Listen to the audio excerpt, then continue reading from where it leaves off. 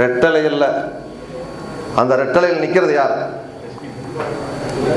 Popular front of India என்கின்ற ஒரு அமைப்பு. அந்த அமைப்பை தடை பண்ணிட்டாங்க, பிஎஃப்ஐ அப்படின்னு சொல்லுவாங்க. நம்மளுடைய அரசாங்கம் தடை பண்ணுச்சு. ஏன் அந்த அமைப்பை தடை பண்ணுச்சு?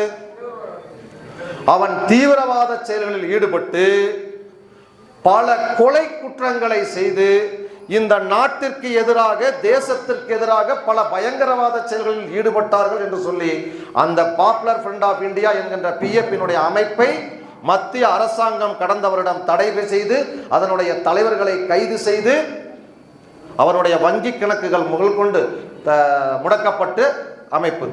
அந்த அமைப்பினுடைய அரசியல் பிரிவு தான் எஸ்டிபிஐ என்று அழைக்கப்படிய social democratic front of India. அந்த எஸ்டிபிஐயினுடைய மாநில தலைவர் நெல்லை முகமது